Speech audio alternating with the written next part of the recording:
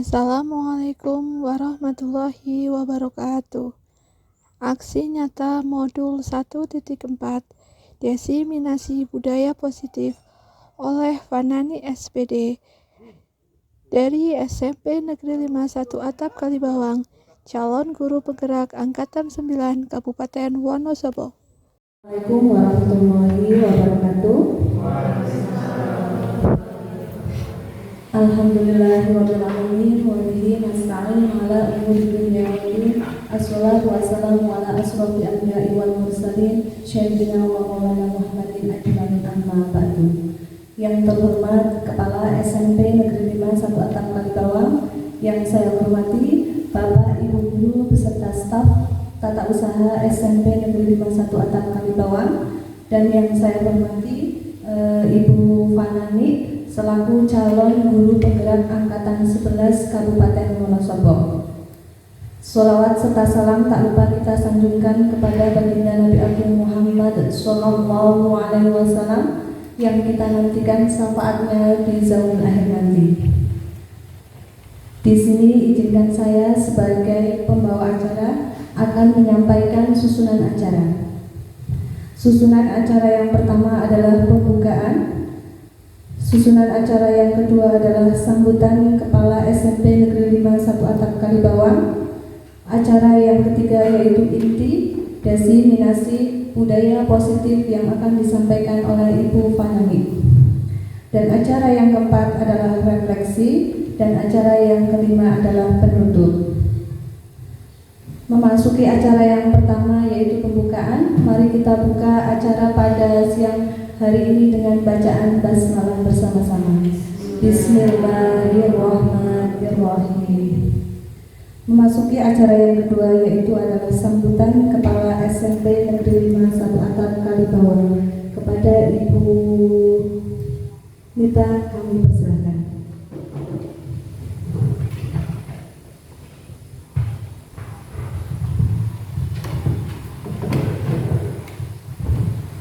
Assalamualaikum warahmatullahi wabarakatuh.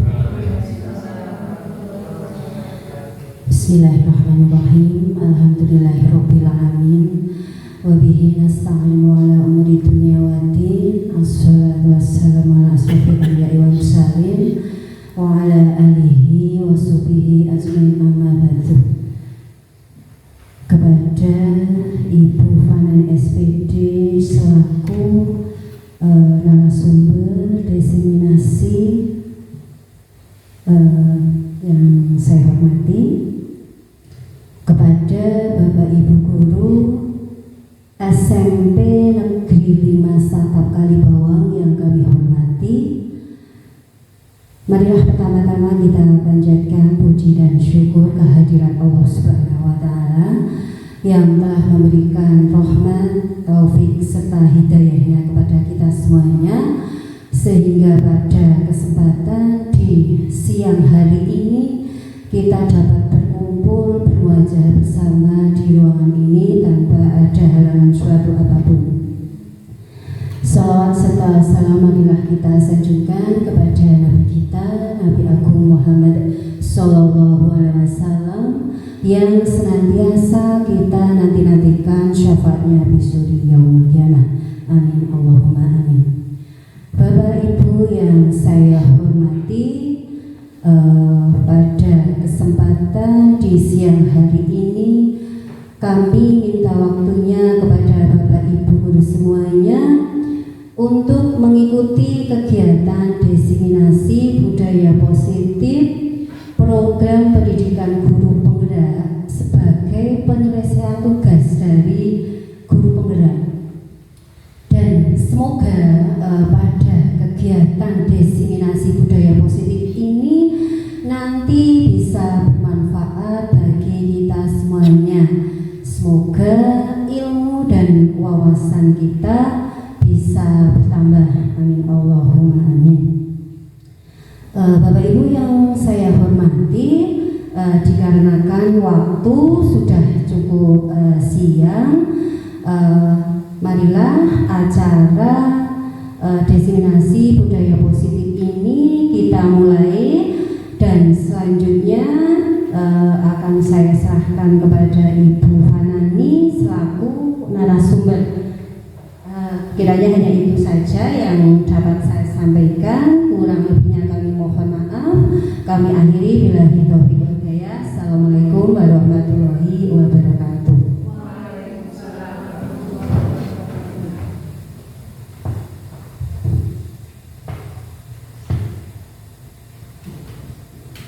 Terima kasih atas sambutan dari Ibu Kepala SMP Negeri 1 Atap Kalibawang. Acara yang selanjutnya yaitu acara yang kita nantikan, yaitu adalah acara inti yang mana adalah diseminasi budaya positif yang akan disampaikan oleh Ibu Fanani, SMP Negeri 5 1 Atap Kalibawang, calon guru penggerak angkatan 11 Kabupaten Wonosobo. Kepada Ibu Fanani kami persilahkan.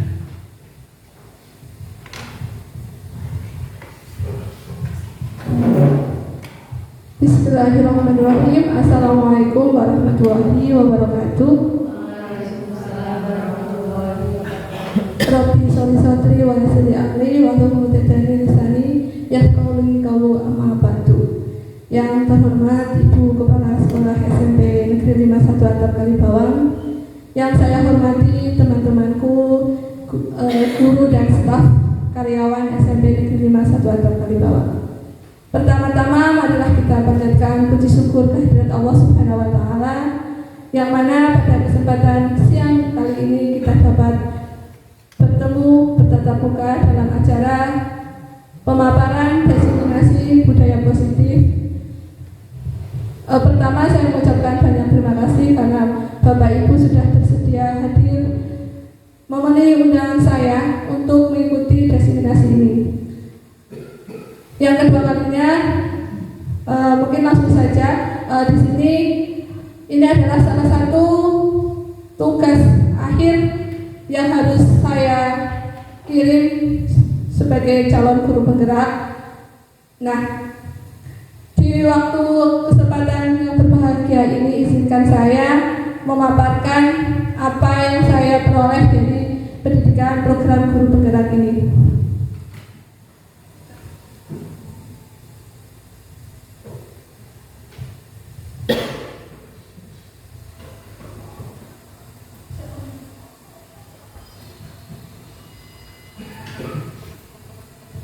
Ya Bapak Ibu, sebelum nanti saya ke materi diseminasi, di sini saya ingin mengetahui dulu tingkat kefokusan Bapak Ibu ya. Jadi nanti di sini saya menyiapkan speaking.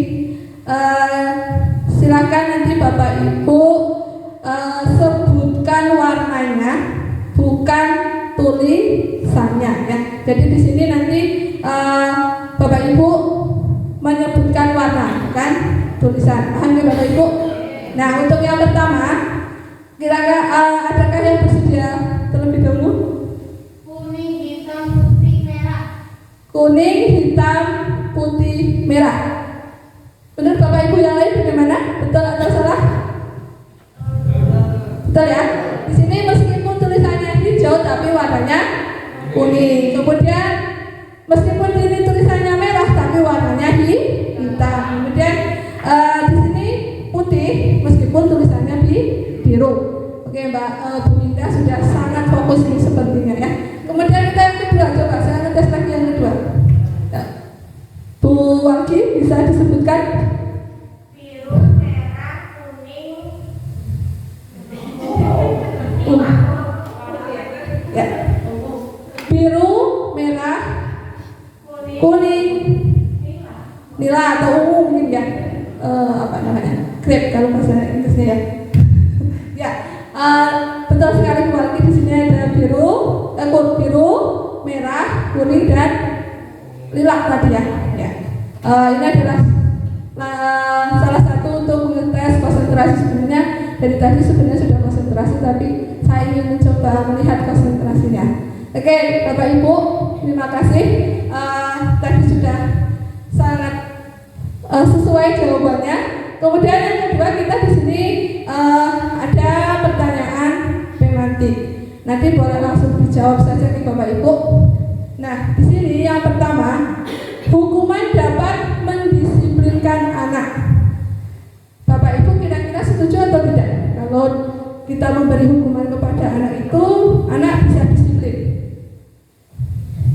Berarti setuju atau tidak? Tidak. Kenapa, Bu? Untuk membicarakan anak tidak harus dengan punishment. Oke, kita simpan dulu jawabannya ya. Nanti akan terbuka ketika kita sudah memasuki materi. Kemudian yang kedua, pemberian dengan hukuman dengan hal positif seperti membaca atau membersihkan halaman sekolah dapat meningkatkan disiplin anak. Kira-kira Bapak Ibu setuju atau tidak? Hukumannya itu berbentuk membaca dan membersihkan halaman sekolah. Bapak Ibu kira-kira setuju atau tidak?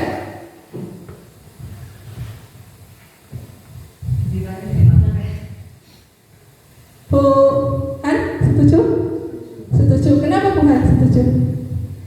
Karena untuk melatih kedisiplinan siswa bisa. Karena untuk melatih kedisiplinan siswa. Kita simpan dulu ya jawabannya ya. Kemudian selanjutnya yang ketiga, memberi penghargaan dapat meningkatkan motivasi belajar anak. Setuju? Setuju. Kenapa setuju? Hampir 80% setuju di sini. Kenapa? Ya, Bu Rita bisa memberi alasannya? Memberi penghargaan dapat meningkatkan motivasi belajar anak. Setuju. Kenapa, Bu?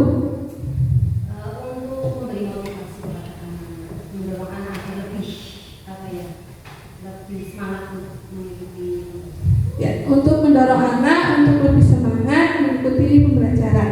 Oke, kita simpan dulu ya Bu jawabannya. Oke. Nah, masuki tema kita di sini tentang budaya positif. Apa sih budaya positif? Ada yang bisa jawab? Kebiasaan baik mungkin. Kebiasaan baik. Kemudian Bu Waldi bisa memberi pendapatnya. Budaya positif, budaya itu kebiasaan positif itu baik. Nah, kebiasaan baik ya, hampir sama dengan Bu Linda ya. Budaya positif adalah kebiasaan baik. Coba kita lihat. Ya. Budaya positif ini merupakan perwujudan nilai-nilai universal yang diterapkan di sekolah. Budaya positif dapat terwujud jika kita dapat memahami tentang konsep inti budaya positif. Jadi Bapak Ibu, ketika kita nanti akan menerapkan budaya positif, maka kita akan melihat nilai-nilai universalnya dulu, nilai-nilai kebajikan yang akan kita terapkan kepada peserta didik.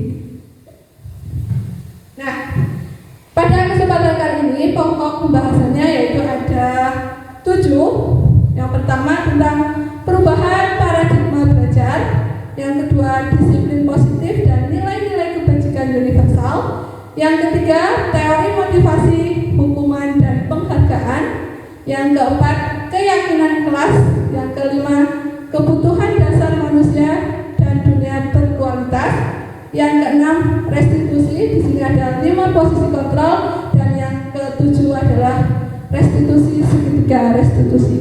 Nah, jadi ini nanti yang akan kita pelajari bersama tentang hal-hal yang akan nantinya bisa bermanfaat bagi kita. Nah, yang pertama di sini adalah perubahan paradigma belajar. Bapak Ibu, seperti yang kita ketahui bahwa perubahan pembelajaran di Indonesia itu sering kali berubah cepat ya. Bapak Ibu pasti menyadari. Dari yang kita tahu kurikulum 2004, kemudian ke kurikulum 2006, kemudian ke kurikulum 2013 dan sekarang kita di kurikulum Merdeka.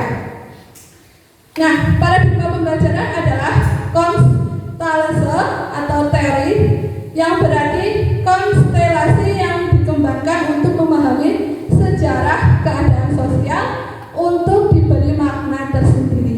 Dengan kata lain bahwa paradigma pembelajaran itu adalah cara pandang kita atau sudut pandang. Kemudian perubahan paradigma belajar merupakan sudut pandang kita terhadap konsep dan praktek Yang tadinya seperti yang kita ketahui bahwa sebelum kurikulum merdeka, kita biasanya menerapkan proses pembelajaran itu berpusat pada guru atau teacher center.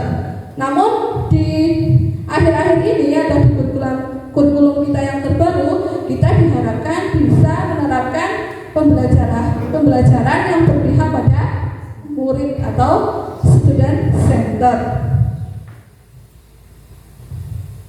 Nah, pembelajaran dengan paradigma lama di sini biasanya masih melaksanakan dengan asumsi-asumsi sebagai berikut. Yang pertama, guru di sini hanya mentransfer ilmu pengetahuan. Jadi kita pasti masih berpedoman bahwa tugas guru adalah mentransfer ilmu. Kemudian yang kedua, pembelajaran bersifat behavioristik dan melibatkan stimulus dan respon. Ini kita jumpai pada kurikulum 2013. Kemudian pembelajaran dalam keadaan kosong dan siap diisi dengan pengetahuan. Di sini biasanya para peserta didik kita biasanya berangkat, mereka masih dalam keadaan yang belum tahu. Maka di sini tugas guru hanya mengisi pengetahuan dengan transfer ilmu yang kita miliki. Kemudian yang keempat, keterampilan dan pengetahuan sangat baik diperoleh dan terlepas dengan konteksnya. Jadi keterampilan di sini biasanya kita menekankan tidak melihat konteks dari peserta didik itu sendiri. Nah, sedangkan untuk paradigma belajar baru di sini ditekankan pada perancangan prinsip pembelajaran yang terdiferensi atau berpusat pada murid, sehingga siswa belajar sesuai dengan kebutuhan dari tahap perkembangan untuk mewujudkan profil pelajar Pancasila. Oke, jadi yang sekarang lagi tren kan untuk kurikulum kita harus menuntut anak untuk memiliki karakter profil Pancasila. Nah, itulah paradigma belajar di era sekarang ini. Nah, Bapak Ibu pasti sudah hafal sekali ya profil pelajar Pancasila ada berapa? Nah, oke, apa saja Bapak Ibu?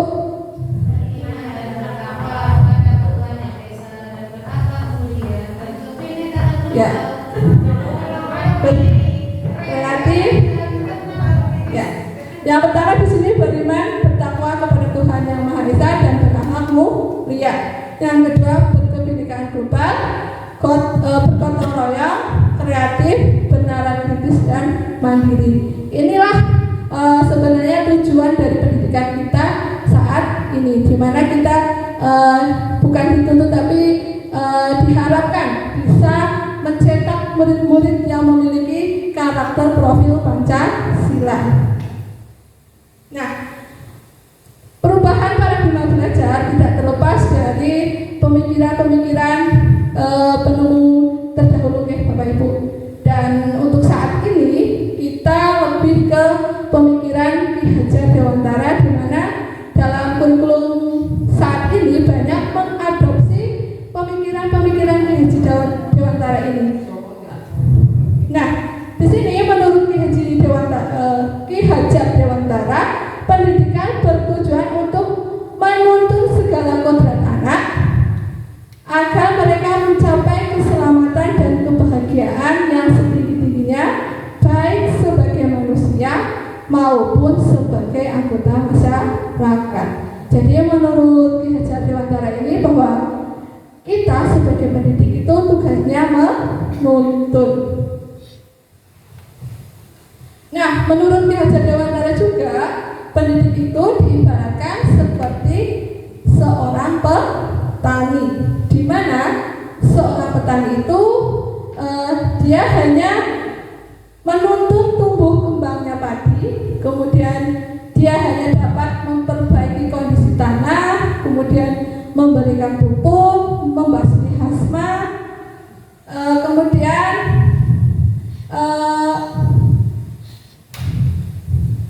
petani itu tidak bisa merubah padi itu menjadi jagung. Jadi di sini jelas sekali bahwa kita sebagai pendidik itu harus memahami potensi atau karakter anak. Jadi kita tugasnya di sini sebenarnya hanya menuntun, karena anak itu diibaratkan seperti kertas kosong yang memiliki garis samar-samar.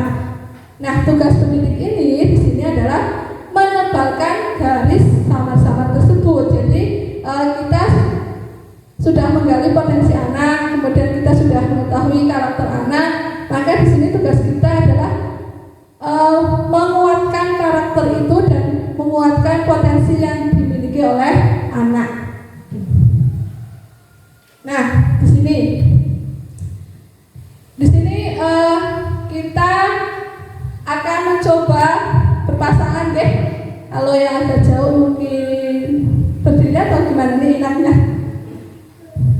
Di sini intinya kita lebih ke bahwa ketika kita mempunyai sebuah apa namanya ya, sesuatu yang ingin kita pertahankan, maka kira-kira orang lain itu pengen berubah.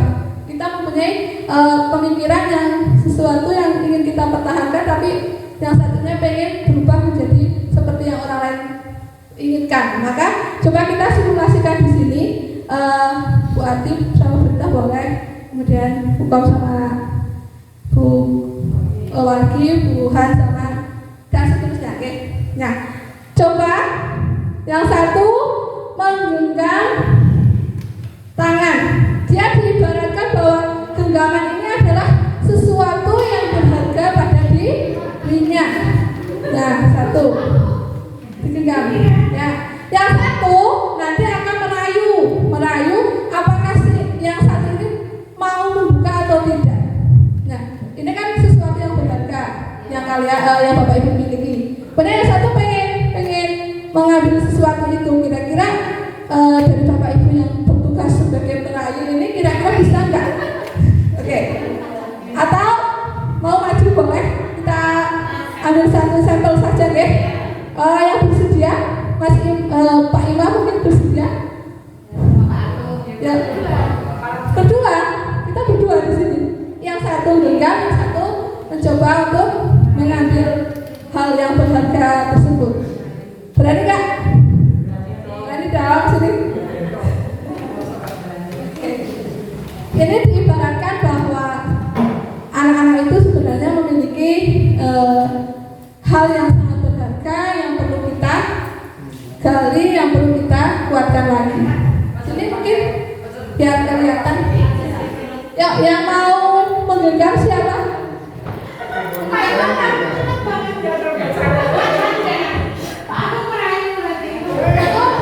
Satu merayu.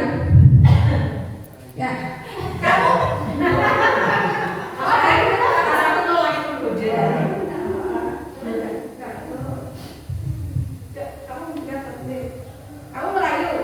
Merayunya gimana? Di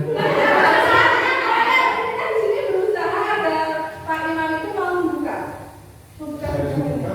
Pak Imam.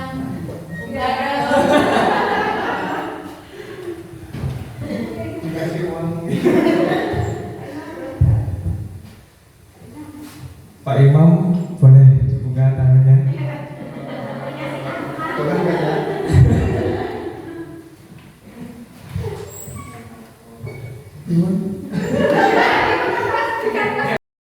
Pak Imam.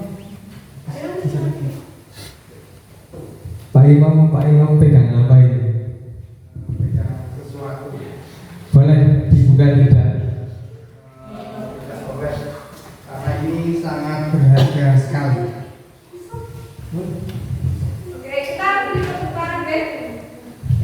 Jadi intinya dari ilustrasi tadi sebenarnya ketika seseorang itu memiliki sesuatu yang berharga, di sisi lain orang itu pengen memilikinya atau mengambilnya, tapi ketika mereka mempunyai keyakinan yang kuat, maka tentunya tidak ingin diberikan kepada yang lain. Nah, seperti itulah murid-murid kita.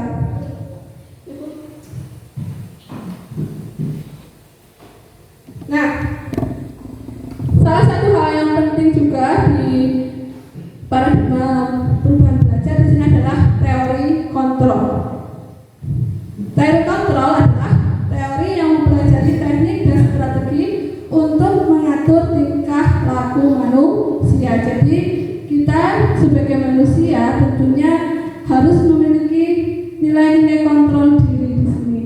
Nah, menurut Dr. William Lesser dalam kontrol teori, untuk meluruskan beberapa miskonsepsi tentang kontrol, maka di sini ada beberapa ilusi kita. Biasanya itu kita hanya berilusi. Yang pertama di sini ilusi guru mengontrol murid. Kita sebagai pendidik yang pernah kita lakukan, kita hanya berilusi bahwa murid bisa kita kontrol. Kemudian ilusi bahwa semua penguatan positif, efektif dan manfaat, bahwa seorang guru kita berpikir bahwa apa yang kita berikan, hal-hal positif yang kita berikan nantinya akan bermanfaat bagi peserta didik. Padahal itu sebenarnya hanya sebuah ilusi. Kemudian yang ketiga, ilusi bahwa kritik dan membuat orang merasa bersalah dapat menguatkan karakter. Biasanya tanpa kita sadari, ketika kita mengkritik seseorang, mengkritik peserta didik, kita berilusi bahwa itu bisa membangun karakter mereka. Tapi sebenarnya hal yang kita lakukan tidak seperti itu. Itu hanyalah sebuah ilusi kita bahwa kita bisa mengontrol, kita bisa memberikan penguatan positif yang nantinya akan bermanfaat. Nah, di sini di perubahan paradigma belajar ada berpikir cepat dan berpikir lambat, mungkin bahasanya. Di sini ada stimulus respon dan teori kontrol. Stimulus respon ini yang biasanya kita terapkan sebagai salah satu ilusi kita. Yang pertama di sini realitas atau kebutuhan, bahwa kita beranggapan kebutuhan kita itu sama. Kita beranggapan bahwa kebutuhan murid itu sama. Dalam proses pembelajaran kita beranggapan semuanya itu butuh hal yang sama. Tetapi kalau kita melihat teori kontrol, di situ realitas atau kebutuhan itu berbeda. Setelah kita melakukan pengamatan, tentunya nantinya kita memahami bahwa kebutuhan masing-masing orang, masing-masing peserta didik itu berbeda. Kemudian yang kedua, semua orang melihat hal yang sama. Biasanya kita kalau melihat peserta didik kita melihatnya itu mempunyai kemampuan yang sama atau mempunyai karakter yang sama. Tetapi ketika kita melihat teori kontrol, maka di sini sebenarnya setiap orang itu memiliki gambaran yang berbeda. Jadi ketika kita lebih mendalam dalam memahami orang lain atau peserta didik, tentunya di situ terdapat perbedaan dari karakter masing-masing peserta didik. Kemudian yang ketiga, kita mencoba mengubah orang agar berpandangan sama dengan kita. Biasanya ketika kita menghadapi anak atau murid, kita beranggapan bahwa murid itu mempunyai pandangan sama dengan kita. Tetapi yang sebetulnya di dalam teori kontrol itu kita berusaha memahami pandangan orang lain tentang dunia. Jadi di teori kontrol itu lebih menekankan menerima masukan atau gagasan dari orang itu. Jadi kita bisa tahu bahwa pandangan yang dimiliki orang lain itu berbeda. Kemudian yang keempat, itu ada perilaku buruk dilihat sebagai sebuah kesalahan. Nah, ini yang sering terjadi di beberapa sekolah di waktu yang lalu sebelum adanya perubahan paradigma belajar, bahwa kita selalu menganggap ketika anak melakukan hal yang buruk itu dikaitkan dengan sebuah kesalahan. Nah, di teori kontrol di sini semua perilaku itu memiliki tujuan. Nah, kalau kita memahami lebih dalam lagi bahwa kenapa sih anak itu melakukan kesalahan, tentunya di dalam dirinya itu ada sebuah tujuan. Contoh, misalnya anak tidak masuk kelas terlambat saat istirahat.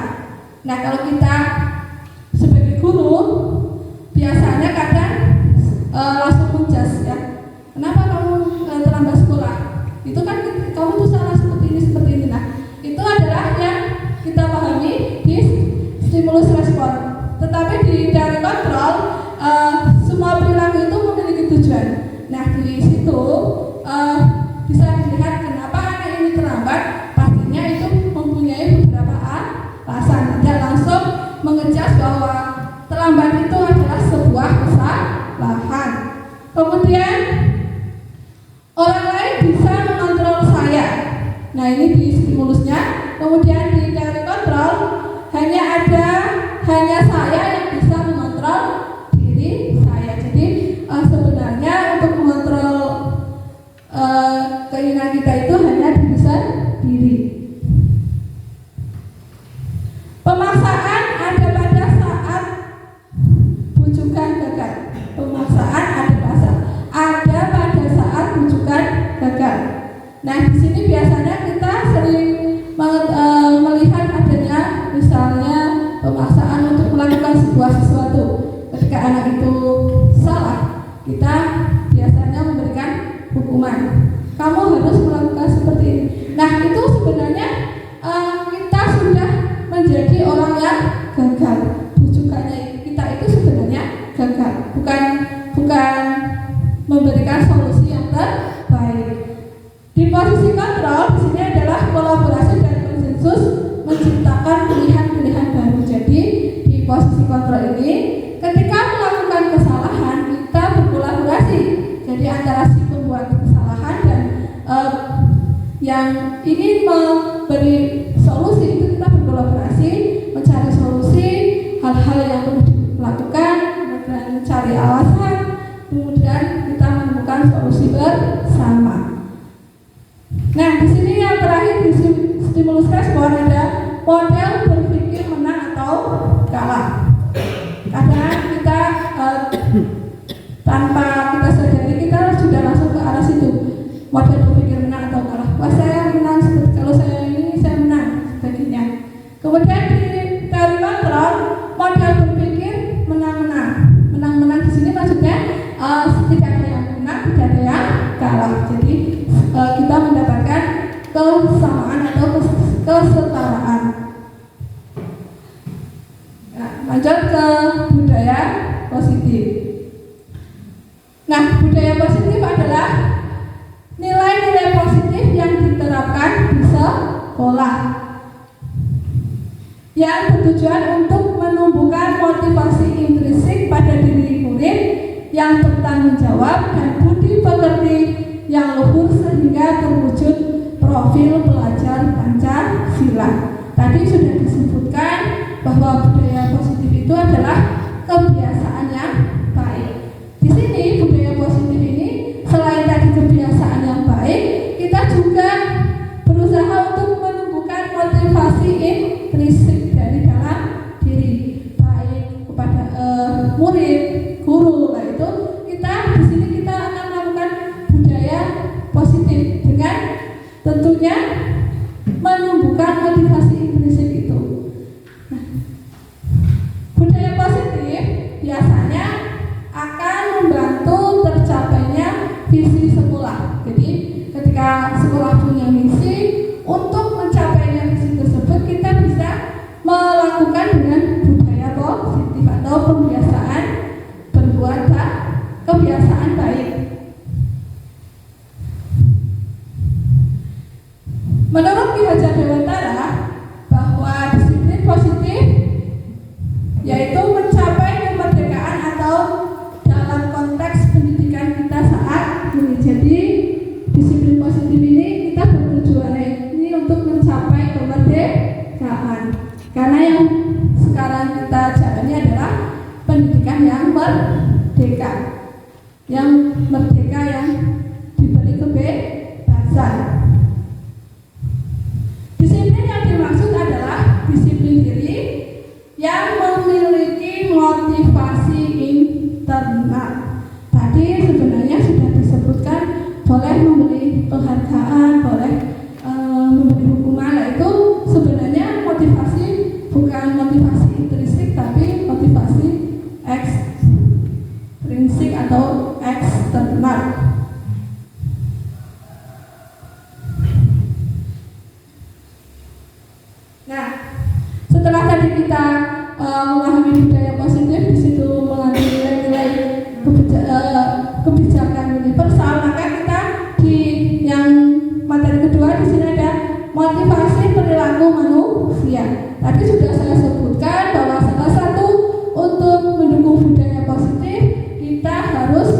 memiliki motivasi intrinsik. Nah, motivasi intrinsik itu merupakan salah satu dari motivasi perilaku manusia, di mana motivasi itu biasanya ada yang untuk menghindari ketidaknyamanan atau hukuman. Kemudian yang kedua, untuk mendapatkan imbalan atau penghargaan dari orang lain. Dan yang ketiga, untuk menjadi orang yang mereka inginkan dan menghargai diri sendiri dengan nilai-nilai yang dipercaya.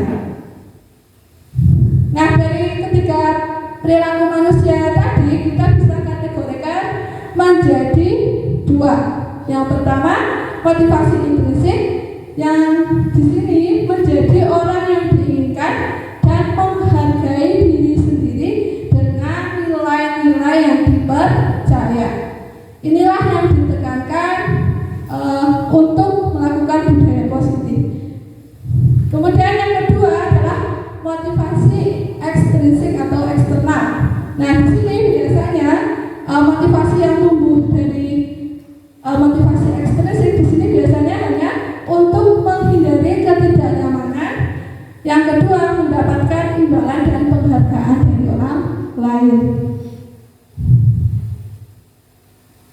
Nah, dari motivasi tadi kita bisa melihat dihukum oleh penghargaan. Nah, dihukum oleh penghargaan yang dimaksud di sini tadi kita sudah memahami sebelumnya bahwa motivasi ekstrinsik itu tadi salah satunya tumbuh karena adanya sebuah penghargaan atau hadiah. Nah, sebetulnya hal itulah yang sebenarnya menjadi penghukum. Penghukum maksudnya di sini dia nantinya akan berdampak pada anak atau murid yang diberikan hadiah atau penghargaan tersebut. Nah, di sini penghargaan dapat berpengaruh jangka pendek dan jangka panjang. Jadi ketika kita memberikan sebuah anak penghargaan, biasanya itu motivasi yang tumbuh itu dia memiliki motivasi semangat yang tinggi ketika dia ingin mendapatkan sebuah penghargaan atau imbalan. Nah, itu nanti akan memberikan dampak baik jangka pendek maupun jangka panjang. Nah, kenapa saya mau melakukan ini? Karena saya nanti ingin mendapatkan seperti ini. Nah, itu nanti akan berdampak. Kemudian dengan penghargaan juga mereka nanti akan kehilangan motivasi dari dalam diri.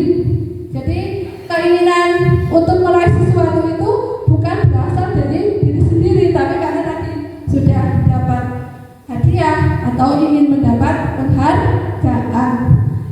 Kemudian jika kita mendapatkan penghargaan untuk melakukan sesuatu yang baik, maka selain kita senantiasa berharap mendapatkan penghargaan tersebut lagi. Jadi di sini itu yang dimaksud ketika kita sudah mendapatkan penghargaan sekali, maka harapan kita pasti nantinya pengen mendapatkan lagi, dan nanti selanjutnya pengen mendapatkan lagi. Nah, yang selanjutnya, penghargaan dapat merusak hubungan. Meskipun tanpa kita sadari, kadang misalnya si anak satu mendapatkan penghargaan, yang satu tidak. Di situ pastinya ketika si anak itu pengen mendapatkan penghargaan itu pasti di situ ada terjadi istilahnya bersaing. Nah, di situ dalam bersaing itu maka bisa merusak sebuah hubungan. Kemudian di sini penghargaan menurunkan kualitas. Kenapa? Karena yang sudah saya sebutkan tadi bahwa anak itu melakukan sesuatu karena tadi ingin mendapat penghargaan, sehingga kualitas dari diri anak tersebut bukan meningkat tapi malah menurun. Jadi kualitasnya itu malah menurun karena tadi obsesinya atau motivasinya hanya ingin mendapat penghargaan. Kemudian penghargaan menghukum. Penghargaan menghukum di sini juga merupakan hal yang seharusnya kita hindari, karena ketika kita nanti menghukum maka juga akan memberikan dampak kepada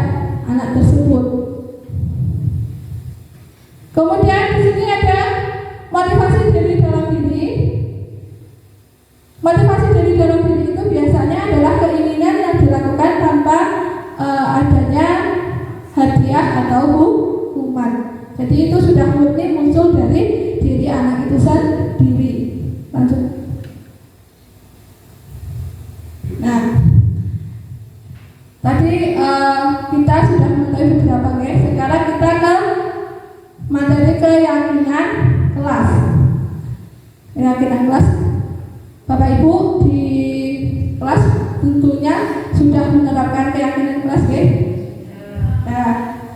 Nah ini salah satu nanti yang akan mendukung budaya positif itu adalah keyakinan kelas.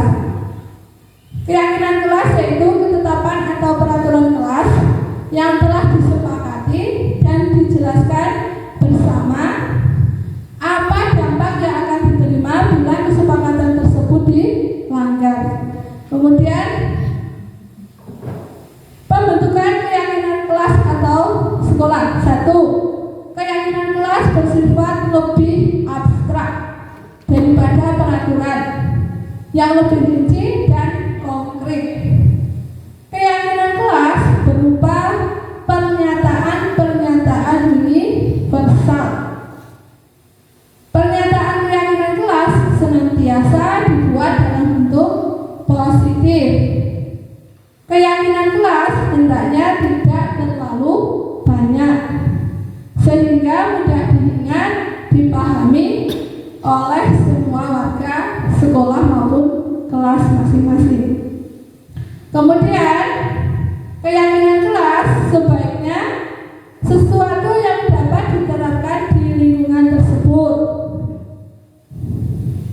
Keyakinan kelas sebaiknya semua warga ikut berkontribusi dalam pembuatan keyakinan kelas. Dan yang terakhir, keyakinan kelas bersedia ditinjau kembali dari waktu ke waktu. Itulah keyakinan kelas, merupakan langkah awal untuk mewujudkan budaya positif. Nah, sekarang mengapa harus keyakinan kelas bukan peraturan kelas? Ada yang bisa bantu untuk menjawab? Bu Winda? Kalau keyakinan kelas mungkin lebih ke kesepakatan semua warga di kelas, tapi kalau peraturan lebih dibuat oleh salah satu pihak, seperti itu mungkin. Kalau menurut Tuhan, apa Tuhan? Idam sama Bu Winda. Kalau menurut Bu Winda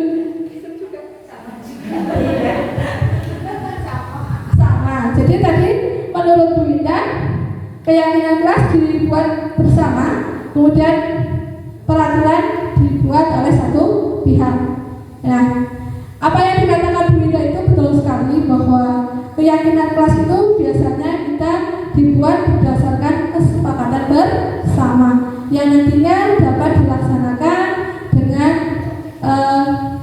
dilaksanakan oleh seluruh warga sekolah maupun di kelas masing-masing. Sedangkan peraturan biasanya dibuat oleh satu pihak atau searah. Biasanya kalau peraturan itu peserta didik atau murid itu tidak tahu mereka sudah ada peraturan. Nah, itu yang dinamakan perbedaan keyakinan dan peraturan sekolah. Nah, sekarang mengapa kita memiliki aturan menggunakan helm saat mengendarai roda 2? Ayo, nih Pak Imam, kenapa sih kok kita ada aturan menggunakan helm saat mengendarai roda 2? Melindungi kepala kita. Melindungi kepala kita. Kalau Bu Walki, kenapa kira-kira? Biar aman. Kalau Bu Yuni? Biar aman. Jadi di sini tidak ada yang berpikiran pakai helm agar tidak ditangkap Pak Polisi ya? Tidak ya? Jadi di sini tadi untuk melindungi kepala biar aman. Nah, di sini adalah salah satu nanti nilai kebajikan yang akan saya sampaikan. Jadi salah satu nilai kebajikan dari kenapa kita menggunakan helm saat mengendarai adalah agar kita aman dan mendapatkan keselamatan. Nah, dari pertanyaan tadi Bapak Ibu, kita sebagai seorang pendidik perlu memahami nilai-nilai kebajikan yang nantinya dapat mendukung kita dalam mewujudkan budaya positif di sekolah. Nah, di sini banyak sekali Bapak Ibu. Cuma nanti akan saya bacakan beberapa saja bahwa nilai-nilai inilah nanti yang kita pegang, nanti yang kita akan terapkan dalam budaya positif. Yang pertama di sini ada peduli, kemudian rajin, integritas, rasa hormat, keterus-terangan, keberanian, dan sampai yang terakhir adalah pengertian. Nilai-nilai ini nanti akan menjadi pedoman kita bagi Bapak Ibu guru, kemudian bagi murid dan warga sekolah untuk mewujudkan budaya positif yang ada di sekolah kita. Nah, coba ya Bapak Ibu, tadi ada nilai-nilai kebajikan. Di sini ada sebuah peraturan. Tadi ada peraturan dan keyakinan. Nah, kalau tadi keyakinan kita menggunakan bahasa yang positif, tapi di peraturan bisa menggunakan bahasa yang negatif. Di sini masih menggunakan bahasa yang negatif karena ini merupakan sebuah peraturan yang biasanya sudah disebutkan tadi oleh Bu Indah, Bu Wargi, dan Bu Nini bahwa peraturan dibuat oleh satu pihak. Nah, di sini dari 5 ini Bapak Ibu silahkan dipahami soalnya, kemudian nilai-nilai kebijakan apa sih yang terdapat pada peraturan itu. Tadi nilai-nilai kebijakan ada yang disiplin, kemudian bertanggung jawab, kesan dengar Bu Ibu. Nah, tadi ada ini ya, ada peduli, rasa hormat, tanggung jawab, gotong royong, dan seterusnya lah. Kita implementasikan kepada nilai-nilai yang nantinya ada di peraturan sekolah itu. Oke, untuk yang pertama, siapa yang bersedia menjawab? Disiplin. Oke, yang kedua, bertanggung jawab. Yang ketiga, peduli. Terus bertanggung jawab. Yang keempat,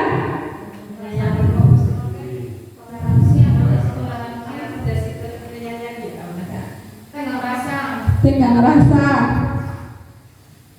Dilarang mengganggu orang lain. Tenggang rasa. Oke, coba kita cek nilai-nilai yang ada di dalamnya. Nah, hadir di sekolah 15 menit sebelum pembelajaran. Nilai kebajikan yang terkandung di dalamnya adalah nilai kedisiplinan. Tadi sebagian besar sudah tepat sekali dalam menjawabnya. Kemudian dilarang membuang sampah sembarangan. Nah, nilai-nilai kebajikan yang ada di peraturan tersebut adalah nilai kebersihan dan kesehatan sebetulnya. Kalau kita lingkungannya bersih pasti akan berdampak pada kesehatan. Kemudian gunakan masker, juga kesehatan dan keamanan. Biasanya kalau kita mengendara itu banyak debu-debu, selain juga mau untuk mencegah adanya hal-hal yang berkaitan dengan kesehatan, juga bisa untuk mengamankan kita dari polusi. Kemudian yang ketiga, kembalikan barang ke tempatnya. Nah, di sini nilai-nilai kebajikannya adalah bertanggung jawab. Ketika kita meminjam barang, kita harus bertanggung jawab untuk mengembalikan. Kemudian yang kelima, dilarang mengganggu orang lain. Di sini adalah nilai kebajikannya saling menghormati.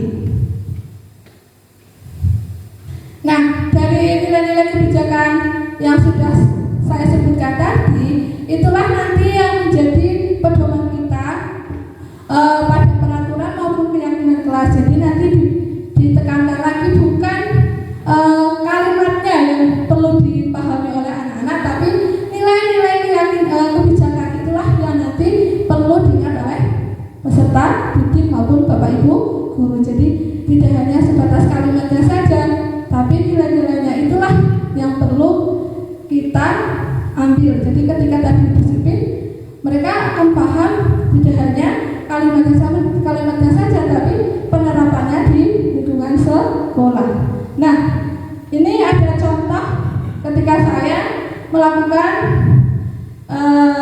pembuatan keyakinan kelas yang dilakukan di kelas 7. Jadi pada awal pembelajaran di mata pelajaran saya.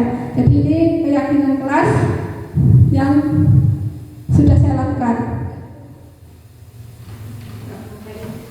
Oke, Bapak Ibu bisa melihat. Oke. Tapi mohon maaf suara saya.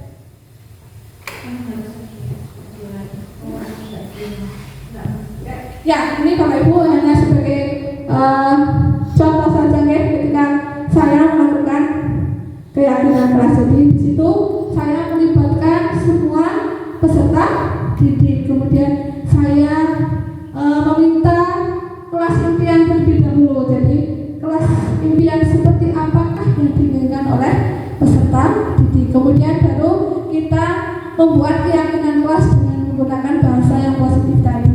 Jadi harapannya dengan kelas mempunyai kelas impian, maka mereka akan melakukan atau melaksanakan keyakinan kelas. Oke, nanti dulu.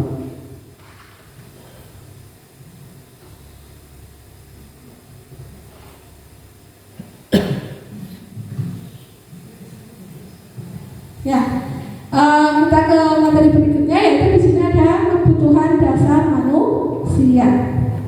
Bapak Ibu, perlu diketahui bahwa kita sebagai manusia itu mempunyai kebutuhan dasar, meskipun kita tidak menyadarinya. Tapi dalam posisi guru ini kita perlu kita miliki. Okay? Jadi menurut apa yang saya peroleh dari pendidikan yang sedang saya jalani, di sini ada 5 kebutuhan dasar manusia.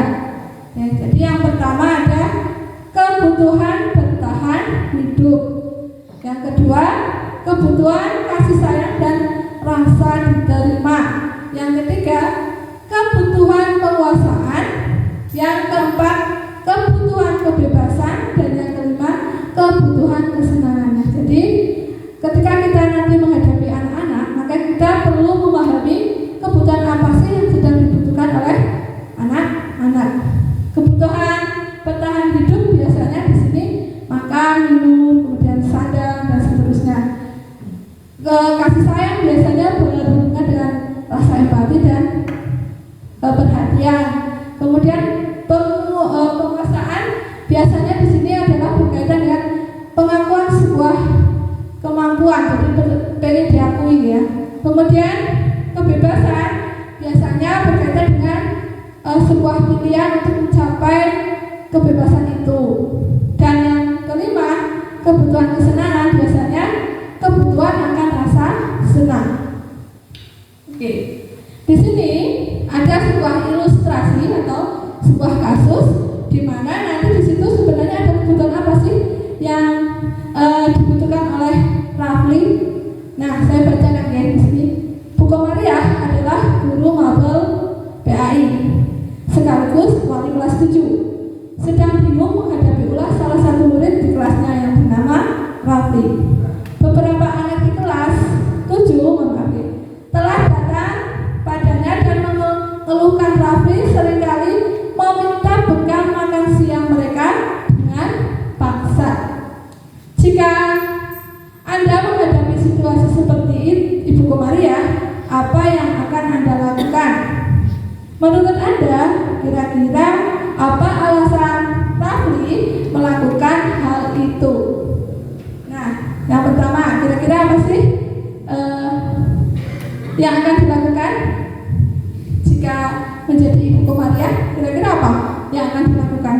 Melihat Rafli itu tadi minta makan bekal siang, kemudian secara paksa. Kira-kira apa yang akan Bapak Ibu guru lakukan? Ngobrol dengan Rafli. Oke, kemudian kalau menurut Bu Yuni, mendekati. Kemudian kira-kira kebutuhan apa sih yang dibutuhkan oleh Rafli?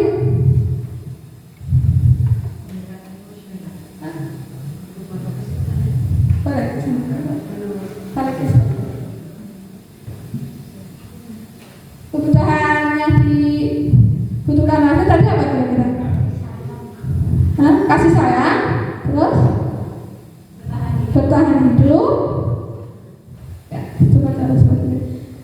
Ya, tadi yang dilakukan oleh Bu Arti tepat, mendekati, melakukan pembicaraan secara individu. Kemudian kebutuhan yang dibutuhkan Afri di sini adalah kebutuhan bertahan hidup. Kenapa? Karena dia butuh makanan tadi kan. Jadi dia adanya kebutuhan yang harus terpenuhi.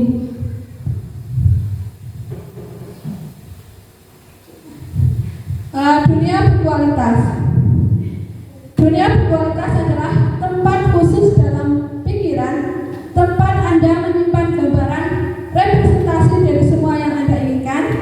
Bisa berisi orang-orang, hal-hal apa saja yang terbaik dalam hidup Anda dan membuat Anda merasa bahagia dan terpenuhi kebutuhan. Jadi dunia yang berkualitas ini merupakan sebuah pemikiran di mana kita bisa melakukan hal apapun sehingga kita dapat memenuhi kebutuhan kita. Kebutuhan dasar bersifat lebih umum dan universal, sedangkan nilai berkualitas atau nilai dunia berkualitas lebih unik dan personal. Kemudian dari nilai-nilai berkualitas itu bisa berpengaruh kepada orang, kemudian tempat, benda, nilai-nilai dan kepercayaan yang penting bagi diri kita akan termasuk hal yang mewujudkan dunia berkualitas. Jadi dunia berkualitas itu intinya kita dapat melakukan sesuatu yang kita inginkan, dapat memenuhi kebutuhan kita, baik dengan nilai-nilai yang universal atau yang kita percayai.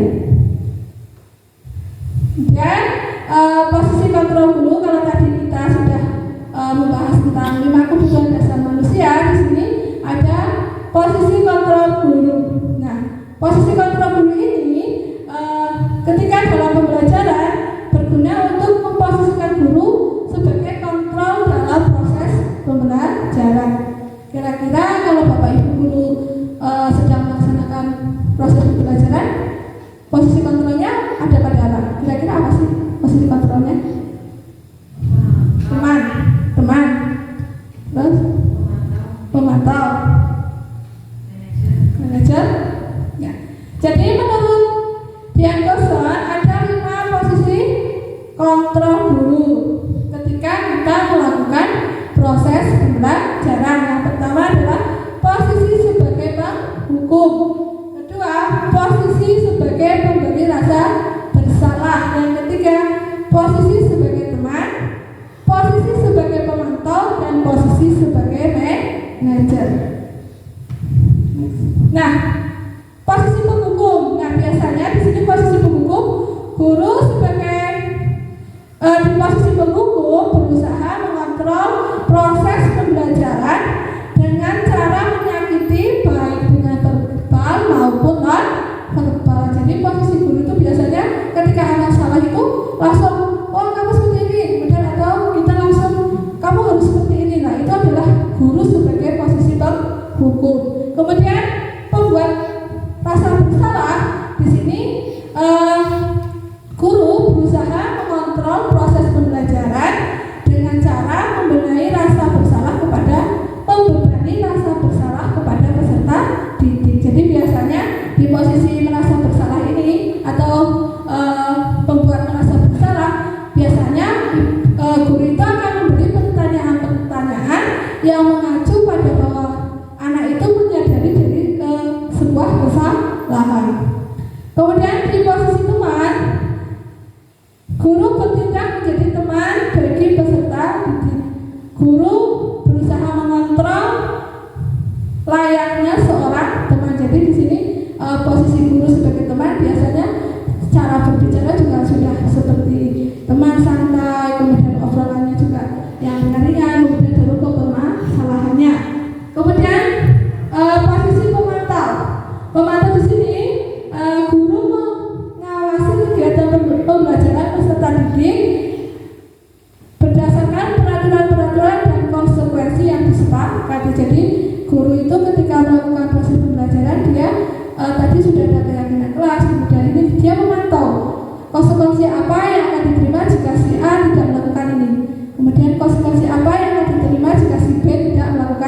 itulah posisi guru sebagai pemantau. Kemudian yang terakhir di sini adalah posisi kontrol guru sebagai manajer. Nah, di sini guru sebagai manajer yaitu mendorong siswa melakukan restitusi dalam menemukan motivasi internal. Nah, disinilah harapan paradigma pendidikan kita bahwa guru bisa memposisikan sebagai manajer, tidak hanya sebagai pembuat rasa bersalah, tidak hanya sebagai pemantau, tapi guru yang sukses adalah guru yang bisa memposisikan dirinya sebagai seorang manajer karena dia mampu menyelesaikan permasalahan dan menumbuhkan motivasi intrinsik dari peserta didik.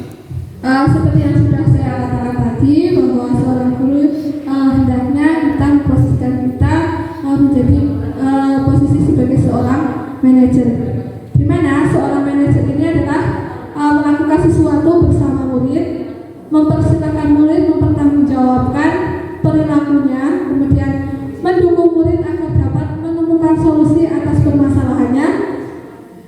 Kemudian pada posisi ini murid diajak untuk menganalisis kebutuhan sendiri maupun kebutuhan orang lain. Jadi di sini yang sudah saya katakan tadi bahwa posisi manajer dapat menumbuhkan motivasi intrinsik. Kemudian posisi manajer juga mengacu pada restitusi di mana murid bisa menjadi manajer untuk dirinya sendiri sehingga tercipta identitas yang positif. Jadi posisi manajer ini lebih banyak memberikan kesempatan kepada peserta didik untuk menemukan solusi atas permasalahannya, kemudian untuk menemukan identitas dirinya sendiri.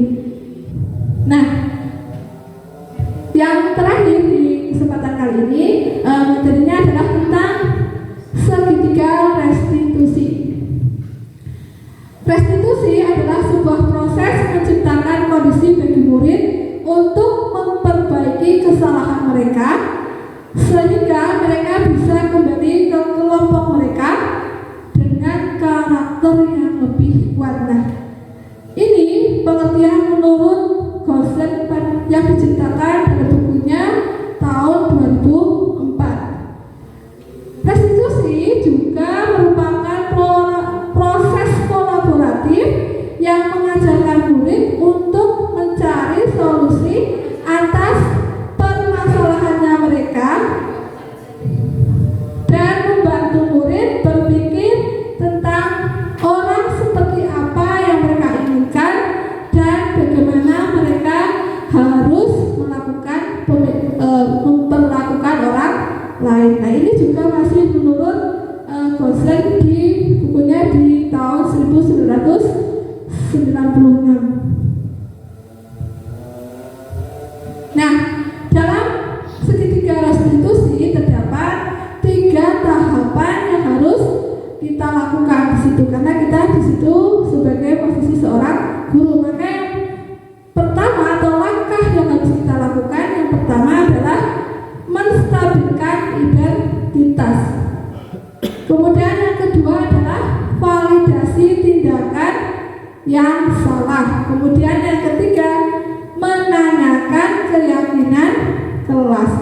Nah, tahapan atau langkah ini perlu kita lakukan dalam restitusi, segitiga restitusi. Nah, menstabilkan identitas di sini kita biasanya akan mengaitkan dengan teori kontrol, di mana di sini adalah kita semua akan melakukan hal yang terbaik yang kita lakukan. Jadi validasi tindakan dikaitkan dengan teori kontrol.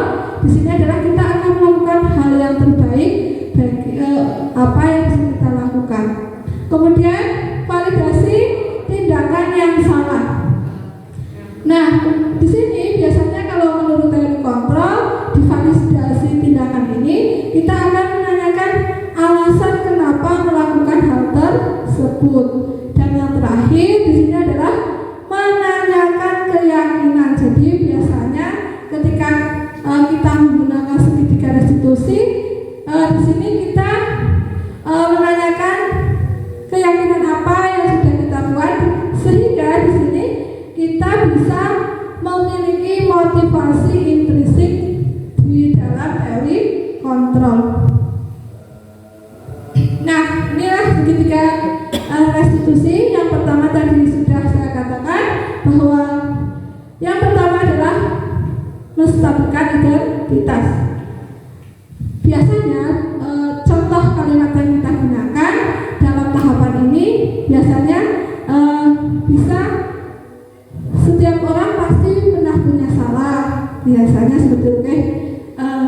Atau kamu bukan satu-satunya yang sudah melakukan kesalahan. Nah, pertanyaan-pertanyaan inilah yang termasuk dalam langkah menstabilkan identitas. Jadi di situ kita memberikan pertanyaan yang mengacu pada kestabilan identitas. Kemudian yang kedua, validasi tindakan yang salah. Nah, di sini kita biasanya ada pertanyaan yang mengarah kepada alasan kenapa melakukan hal tersebut. Jadi biasanya kamu tentu punya alasan mengapa melakukan itu. Nah, pertanyaan inilah nanti yang akan menghasilkan validasi tindakan yang salah. Kemudian yang terakhir di sini keyakinan kelas. Biasanya ketika kita menghadapi permasalahan murid kita, maka kita terakhir kita lakukan dalam segitiga restitusi adalah menanyakan keyakinan. Di sini biasanya kita bisa menggunakan kalimat keyakinan kelas apa yang sudah kita sepakati, misalnya seperti itu. Atau kamu ingin menjadi orang seperti apa? Kemudian kamu masih ingat nggak tentang keyakinan kelas? Terus kalau kamu melakukan itu kira-kira betul atau salah? Nah, itu adalah di tahapan keyakinan kelas. Nah, Bapak Ibu, ini adalah contoh kemarin saya waktu menerapkan segitiga restitusi kepada peserta didik saya yang kebetulan pada saat itu si Noval ini dia datang terlambat atau masuk kelasnya itu telat.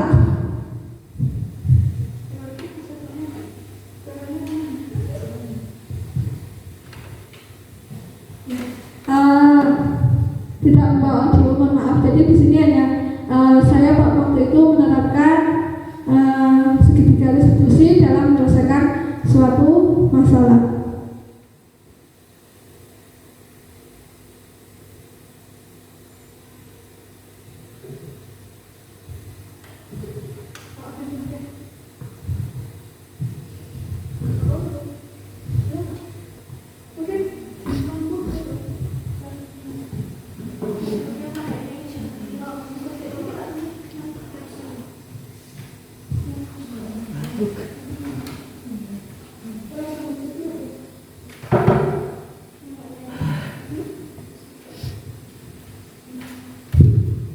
Ya, itu tadi contoh ketika saya melakukan penerapan segitiga restitusi dalam menghadapi permasalahan anak.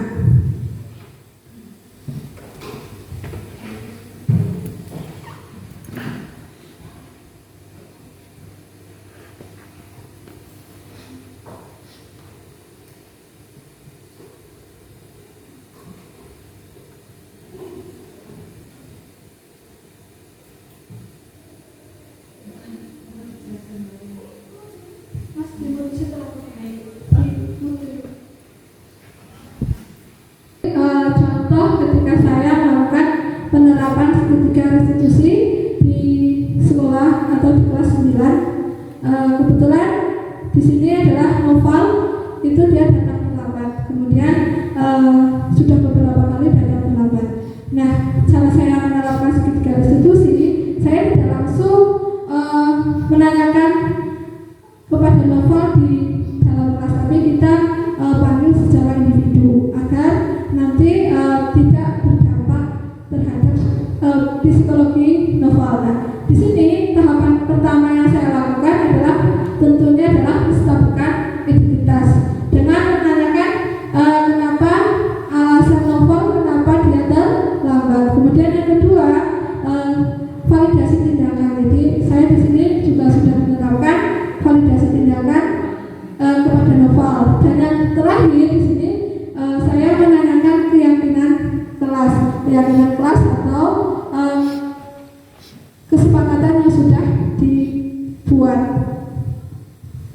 Oke, ini adalah tadi contoh penerapan seketika restitusi. Bapak Ibu, mungkin hanya itu yang bisa saya sampaikan. Mudah-mudahan apa yang saya sampaikan dari awal sampai akhir ini dapat bermanfaat bagi Bapak Ibu. Saya ucapkan terima kasih. Saya akhiri. Wassalamualaikum warahmatullahi wabarakatuh.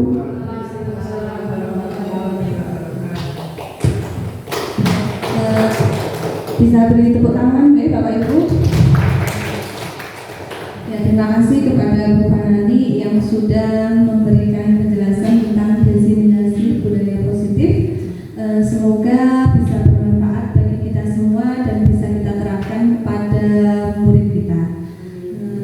Untuk acara yang terakhir yaitu adalah refleksi. Mungkin dari Bapak Ibu guru bisa memberikan refleksi. Bu Ida, Di sini saja nggak apa-apa. Baik, terima kasih atas waktu yang diberikan. Di sini saya akan menyampaikan hal-hal yang saya tangkap dan saya pelajari selama mengikuti pemaparan ini. Dari materi yang disampaikan tadi sudah jelas dan mudah sekali saya pahami. Kemudian ada 3 poin yang perlu saya terapkan nanti di kelas saya. Yang pertama adalah menghindari pemberian hukuman atau hadiah, karena ternyata hal tersebut itu sangat berdampak kepada siswa baik jangka pendek maupun jangka panjang. Kemudian yang kedua, kita sebagai guru harus benar-benar memahami posisi kontrol kita, bahwa guru itu sebaiknya dan seharusnya itu bisa memposisikan diri sebagai manajer saat di dalam kelas. Kemudian yang ketiga, saat menyelesaikan permasalahan yang dimiliki oleh anak, kita sebagai guru bisa menggunakan segitiga restitusi. Jadi segitiga restitusi tersebut nanti dapat membantu siswa melakukan disiplin positif, mengembangkan kesadaran untuk memperbaiki kesalahan dan lain sebagainya. Demikian saja yang dapat kami sampaikan. Terima kasih. terima kasih kepada Bu Winda yang sudah memberikan refleksi. Mungkin dari Bu Yuni.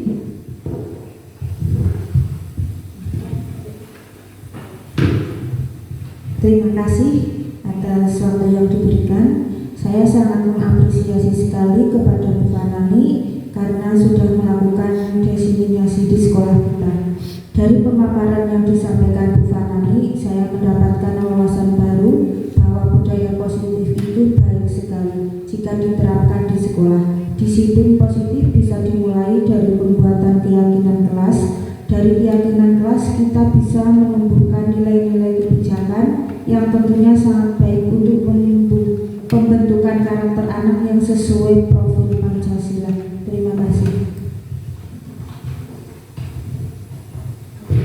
Terima kasih kepada Bu Yuni yang sudah memberikan refleksi atau umpan balik kepada Bu Fanani. Tentunya diseminasi ini sangat memberikan dampak positif bagi kita semua, ya Bapak Ibu. Untuk memasuki acara terakhir, saya di sini sebagai pembawa acara tentunya banyak salah kata. Oleh karena itu saya mohon maaf. Kita akhiri acara pada siang hari ini dengan bacaan hamdalah bersama-sama. Alhamdulillahirabbil alamin. Wassalamualaikum warahmatullahi wabarakatuh.